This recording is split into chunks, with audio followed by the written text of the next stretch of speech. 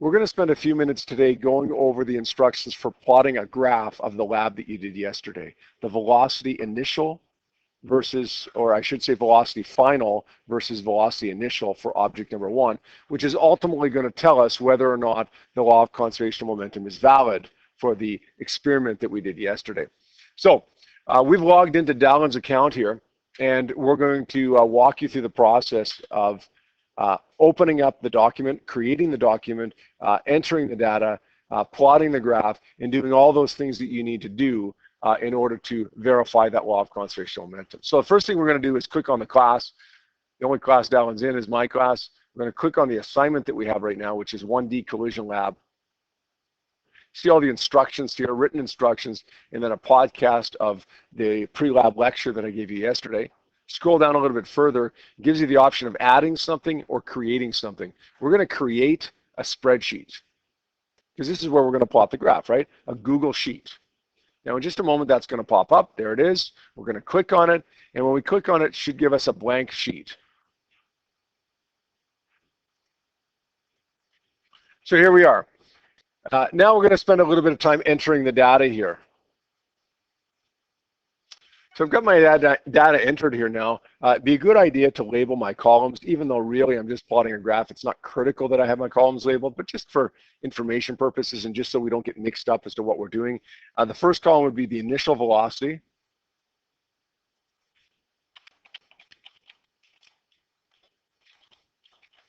Of object one. And the units for that are going to be meters per second. The second column will be the final velocity of both objects. And the units for that will be meters per second as well.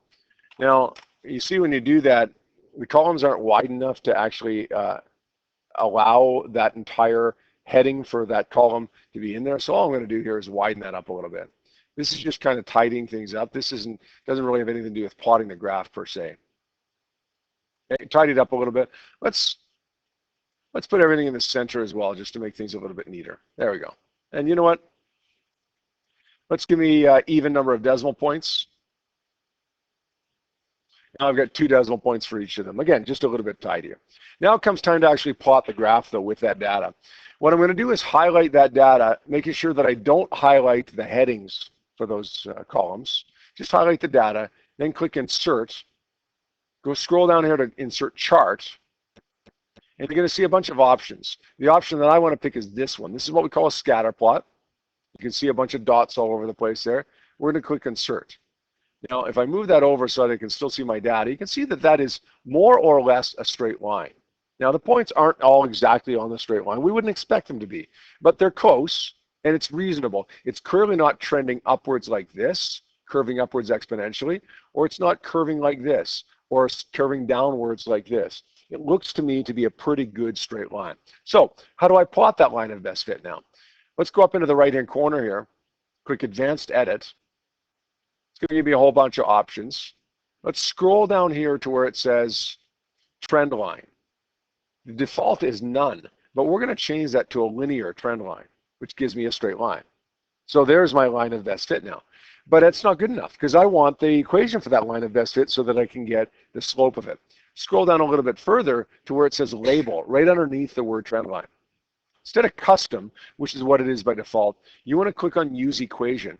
When you click on Use Equation, you can see the equation appears in the top right-hand corner, the key of this graph. And you can see that it appears in the form of y is equal to mx plus b. The slope of this graph is 0.503. And from our analysis yesterday, you know that the slope is what you want to use here, right? We derived a relationship between the slope and the masses so that we could verify that law of conservation of momentum.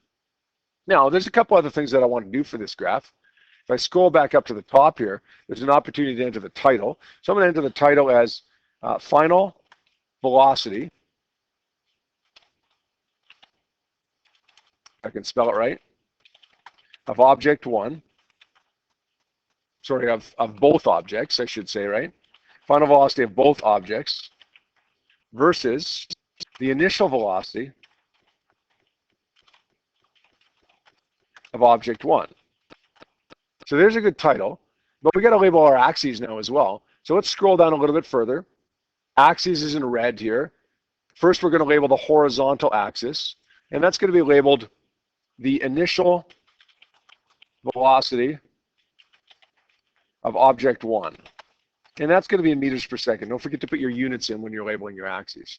Now we got to label our vertical axis. So go back up here to axis, click on left vertical, and label it as final velocity of both objects.